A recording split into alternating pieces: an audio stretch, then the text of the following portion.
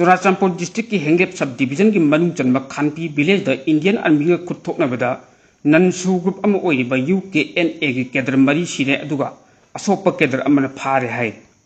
मखा ताब ऑपरेशन ते यामलब खुजु खुलाई सिंगसु फगतले हायना PIB डिफेंस विंग ने थदुरप चेरोल मन हाय चेरोल सिन मखा ताना हाय खानपी विलेज द UKNA की केडर सिंग लेरे हायबगी अखनब पाव म फंगबदगी इंडियन आर्मी की कलम अमा ऑपरेशन की दमक मफम मदु तमनु संसिनखी हाइब मफम अदु चुराचांपुरदगी नोंसुकलोमद किलोमीटर 40 रोम चलग लेब जगह अमनि इंडियन आर्मी की कलम अदुना मफम मदु यौसिलकपद UKNA की केडर सिंगना नोमै कपथोरकपदगी आर्मीना हंदुना कापदा UKNA की केडर मरी अदु लेखिदबन मखा ताना खानपी विलेज याउना मनाक नकप लेब एरिया सिंगना थीब होमबगी थबक चथबदा असोक UKNA की केडर अमसु फारे अदु यामलब खुसु खुला यमसु फगतले हाय इंडियन आर्मी की ऑपरेशन असी हंदक UKNA की केडर सिंगना विलेज चिप अम हातखिब याउना मियाम अकी तुजुंबगी थदोके चथबगी मथकता मफम मदुद शांति अमदि तंगदु लेताब फिबम द थमनन होटबदा अकाइब कया पेपदगी चथखिबनि हायरि UKNA की टेररिस्ट फगतखिब असिना इंडियन आर्मी अमदि असम राइफल्स की माइकैदगी मिचम मियाम ngaksen bi yauna lamdam asida शांति अमदि सिक्युरिटी थमनन होटनै हायबदुगी मयक लाराब खुदम अमनि हायनसु चेरोल सिनि मखा तरली स्टेट असिदा लैब मियामना मपान स्टेट सिंगद मरुओइना इम्फाल गुवाहाटी अमदि इम्फाल कोलकाता चटननब होटनबदा फ्लाइट भाड़ा का हेना वांगलिब असिग मरी लेनना Manipur governor ministry of civil aviation द पिशन की चेरोल अदुगी मतुंग इना मिनिस्ट्री असिग माइकैदगी अथुब मतमदा स्टेट असिदा एयर इंडिया एक्सप्रेस की फ्लाइट अनि हेंगतलगनी हायना खंगलखरे हायदि मिनिस्ट्री ने खंगलखिब अदुगी मतुंग इना इम्फाल गुवाहाटी अमसुंग इम्फाल कोलकाता की ओइना एयर इंडिया एक्सप्रेस की सर्विस लेरगनी लोइनना इम्फाल गुवाहाटी सेक्टर की फ्लाइट भाड़ा असी लुपा 3,000 ओइगनी लोइनना अथुबदा नुती की ओइना फ्लाइट सर्विस असी लेरगनी Haidi अमरोमदा ministry of civil aviation की माइकैदगी मतम चाना थबक पैखलखिब अदुगी दमकता राजभवन की माइकैदगी थगतप फोंदोकरे सिविल एविएशन मिनिस्ट्री की माइकैदगिसु नौना पैखलखिब खोंथांगसिंग असिदा पैसेंजर सिंगना टिकट की ममल का हेन वांगबगी अवाबदु खर मखैद कोकलगनी हाइब खोंथांग असी सेंट्रल लीडर सिंगना मणिपुर मियाम थेंगनरिब अवाब असी खरद ओइसु कोकननब लखलप खोंथांग अमनि हाय नकल मरमदा पॉलिटिकल ओइब सिंथानिङै ओइब खोंथांग अमदा अवांग नोंपोकि स्टेट लैब वखलोन मानब पॉलिटिकल पार्टी कया गी लुचिंब कया पुनसिनब हौग्रे हाय हाइब अपुनब असी मरु ओइना अवांग नोंपोकत लैब इंडिया की पॉलिटिकल पार्टी सिंगना अमत ओइना पुनसिनदुना नेशनल पॉलिटिक्स द अकन मपांग लैब खोलाव अम लेहनबनि हाय वन नॉर्थ ईस्ट हाइब बेनर मखादा दिल्ली की कॉन्स्टिट्यूशन ऑफ इंडिया की डिप्यूटी स्पीकर होल्ड मेघालय की चीफ मिनिस्टर ओइबा NPP की नेशनल प्रेसिडेंट कॉर्नर के समय याउना तोंगान तोंगान अवांग नोंपोक स्टेट सिंगी ओइबा पॉलिटिकल पार्टी की लुचिंब कयाना सरुक यादुना पावगी मिफम अम पंगथोखे लमदम सिगी मियाम खांगबदि याम वारे तंगदु लेताब लेत्रब मणिपुर की मियाम मयुकनरिब अवापसिंग कोखननब होटनबगी महुत्ता पॉलिटिकल पार्टी सिंग लुचिंब सिंगना अमग हुन्न ngangnaba चिन कंगदि चथरिबा पॉलिटिकल पार्टी सिंग असिगी मरकता पार्टी अमना पार्टी अमदा माराल सिनदुना हुन्न ngangnaba हिगायवा कया लेप्तन चथनबदा मियाम दुना कोंगसिंजा यैरि मखोइना मरिबक मरमदम नुंसिबा अमदि कोनसेंग साननब लाव खोंबगी थबकसिंग चथबदा अरानबन कनानो अचुंबन करमबनो खंगनब होटनबगी महु मखोई वफमसिंग अदु नाकोंग अमदगी नाकोंग अमदा थदोकनबगी थौंग चथनबग उब फंगले मसीमक्ति पॉलिटिशियन सिंगी ओइना याम लाइबक थिबनी फिबम मसी करीदगी ओरखिबनो हाइब तारबदी पॉलिटिशियन सिंगी मफम द चिंग खुद मानदबा ngahek ngahek ki oiba khojingdagi tholakpu wafam asum malhan bawang da मियाम हुमदुना पुनब लिसांग चिन अकोन इ हाइबसी इखंग द खंगदर वफम पॉलिटिशियन हाइबसी मियाम द वखल लौसिंग पीबा मियाम तौगदब तरोइदबा अफबा फत्तबा मियाम पुन नुंसीबा अमग अमग हिमिनबा अमदी अपुनबगी पंगल सगतनब होटनबना मखोई ओइबा अमत ngairaba थबक ओइगदबनी पॉलिटिकल पार्टी की लुचिंग बसिंग अमदी मियाम की मिहुत लेजिस्लेचर सिंगना लाइंगाक लोन चौखट लोन चिंजाक द मिपाल तांगदन हिंगब माइकैदा अखनब मियंग थंबग लोइनना मियाम द मानब अमदी नुंसीबा मियंग येंग ओइगदबनी पुनमक असिगी मथक्त लैबाक फुरुक ओइबा अपुनबगी सतों ngakpa अमदी अपुनबगी सकम सिंगना पसिंग मयुकनबद थवाई फाव थादोक ngambagi matik mayai sing adu politician sing leigidabani adubu hairiba makalgi politician sing asidi lamdam masdi yam tang thoki haibi yai party amadu hunna ngangnaba amman amabu singthanabagi destructive ki hainabidagi lakna leiduna constructive की माइकई असोइबसिंग अदु खुदुमिन थिंदुना पुथोकपा अमदी असोइबसिंग अदु सेंगना खंग ngamlabadi chumthoknanaba khong thangba tarabadi ayet apan yauduna chokhatpagi maikei de khumang sochilan ngamgani loinana lenga ongi thawai pangnaba leiriba political party singna magi party gi oiba political ideology principal amadi pandam sing adu miam da organize tawduna miam bu achumba maikei de puna bu hotnabana politics gi oiba asing masak sing adu khangan mangangani thaje political party sing miam yai phanaba amadi party gi mapangal kalhanna active oina hotnaba gi mahut amaga hunnangang amadi mikhal matamda khakta voter sing sen piraga leigani haiba lenga ong chuli paigani hai wakalon sing adu hanthaba thak ki wakalon si thadoknabadi miam gi oiba thamoi sing thabak torokadaba misak khangna mute khanjaba ngamgani khalli political party sing general election matamda mariwak miam bu nungsiba saduna miam bu namthak amadi lounam lang tholaba matungda mute oi khaba matungda miam gi kokthak netuna makhoi aningba apamba phangnanaba favoritism nepotism amadi corruption komda putatuna makhoi kharkhaki oiba bukai langai chonana bukhotnabada miam bu khulai oni sin rakhiba adu hojikte khutak gi lepana phuruk ki saktam amadi miam gi hak kan mangam khalle lenga ongi chuli paina bukhotnabada mitop sing bu voter list hapchin ba amadi voter miam bu sen laiba gi chatna bi mayok to leptuna miam ne mute khanjaba ngamlaba matam adu khaktada phuruk asi tangbu leitaba prop ngambani haibiji miam thajabani nahak ki naribak miam thamoi seng nusiba ngamlabadi aranba tawkhibasing adu langkri haina miamna ngakpiu haib ngamgadabani pawsigi sarkam oina mapalangi paw khura update tawjage indiana pakistan occupy kashmir POK lawsinna bohotnaklabadi pakistan technical gi oiba nuclear bomb season rakpa yai haina experts na hairi report asigi matung ina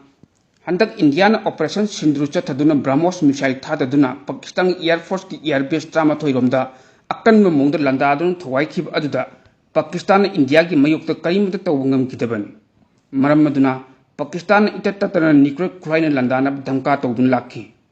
india ga mayukna ba haibisi hojik pakistan da laiba khusu khulai sing asina ngamlaroi haiba khangmam maramna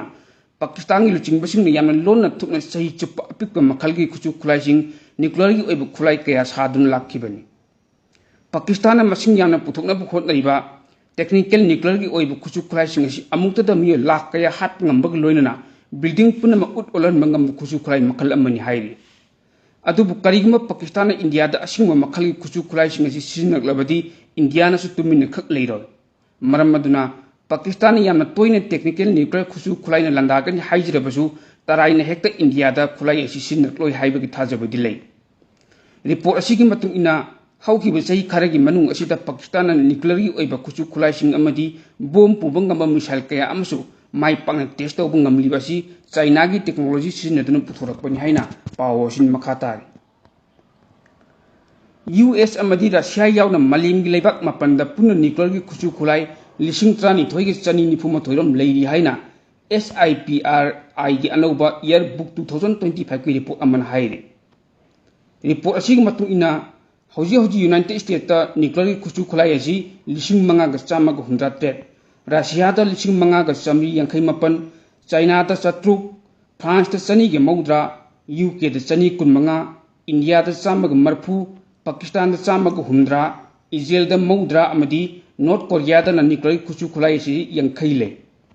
malim gi lebak mapallom asita laiban nuclear gi khusu khulai sing asi apunba masing lising trani thogi chani ni phuma thoi asigi manungda lising ahum ga chama pantrani thoi lomna missile sing amadi aircraft sing adu deploy tawduna leiri loinana nuclear khusu khulai sing asi lising ani ga chama romdi ballistic missile sing na high alert tawduna thamli hairi SIPR gi report asigi matung ina America amadi Russia na nuclear khusu khulai sing bomb kaya manghan khabasu anauba nuclear khulai sabagi thabakti adum lepa leitri haina su pawo sin makhatari South Asia leibak singgi amadi Russia yauna lona thukna nuclear khusu khulai test tawriba singna prithvi asi chamag yankairak hana thuaiba ngamba nuclear khusu khulai kaya US da lei haina khangadabani haina America gi President Donald Trump aki yakhang chawna pikhe CBS channel gi akhanaba 60 minutes program amada pikhiba interview amada America gi President Donald Trump na hai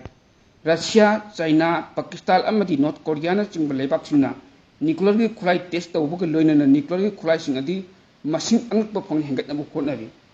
ꯑꯁꯤꯒꯨꯝꯕ ꯐꯤꯚꯝ ꯑꯁꯤꯗ ꯑꯃꯦꯔꯤꯀꯥꯅ ꯇꯨꯃꯤꯟꯅ ꯌꯦꯡꯗꯨꯅ ꯂꯩꯒꯅꯤ ꯍꯥꯏꯅ ꯈꯟꯕꯗꯤ ꯑꯔꯥꯟꯕ ꯑꯣꯏꯒꯅꯤ ꯑꯃꯦꯔꯤꯀꯥꯗ ꯅ꯭ꯌꯨꯀ꯭ꯂꯤꯌꯔꯒꯤ ꯈꯨꯠꯂꯥꯏ ꯃꯁꯤꯡ ꯌꯥꯝꯅ ꯂꯩꯔꯕꯁꯨ ꯑꯇꯩ ꯑꯇꯣꯞꯄ ꯂꯩꯕꯥꯛꯁꯤꯡꯅ ꯅ꯭ꯌꯨꯀ꯭ꯂꯤꯌꯔꯒꯤ ꯈꯨꯠꯂꯥꯏ ꯇꯦꯁ ꯇꯧꯔꯕꯗꯤ ꯑꯃꯦꯔꯤꯀꯥꯅꯁꯨ ꯑꯗꯨꯃꯛ ꯍꯟꯅ ꯇꯝꯊꯤꯕ ꯅ꯭ꯌꯨꯀ꯭ꯂꯤꯌꯔꯒꯤ ꯈꯨꯠꯂꯥꯏꯁꯤꯡ ꯑꯁꯤ ꯇꯦꯁ ꯃꯈꯥ ꯇꯥꯅ ꯇꯧꯔꯛꯀꯅꯤ ꯃꯔꯝ ꯑꯗꯨꯅ ꯆꯍꯤ 60ꯒꯤ ꯃꯇꯨꯡꯗ ꯌꯨꯅꯥꯏꯇꯦꯗ ꯁ꯭ꯇꯦꯠꯁꯀꯤ ꯂꯥꯟꯃꯤꯁꯤꯡꯗ ꯅ꯭ꯌꯨꯀ꯭ꯂꯤꯌꯔꯒꯤ ꯈꯨꯠꯂꯥꯏ ꯃꯈꯥ ꯇꯥꯅ ꯇꯦꯁ ꯇꯧꯅꯅꯕ ꯌꯥꯊꯪ ꯄꯤꯈꯤꯕꯅꯤ ꯍꯥꯏꯔꯤ ꯀꯔꯤꯒꯨꯝꯕ ꯗꯣꯅꯥꯜꯗ ꯇ꯭ꯔꯝꯞꯅ ꯍꯥꯏꯔꯤꯕ ꯋꯥꯐꯝ ꯑꯁꯤꯅ ꯑꯆꯨꯝꯕ ꯑꯣꯏꯔꯒꯗꯤ ꯏꯟꯗꯤꯌꯥꯒꯤ ꯑꯣꯏꯅꯁꯨ ꯄꯣꯈ꯭ꯔꯥꯟ 3 ꯇꯦꯁ ꯇꯧꯕꯒꯤ ꯊꯕꯛ ꯃꯈꯥ ꯇꯥꯅ ꯆꯠꯊꯕꯒꯤ ꯇꯉꯥꯏꯐꯗꯕ ꯂꯩꯔꯦ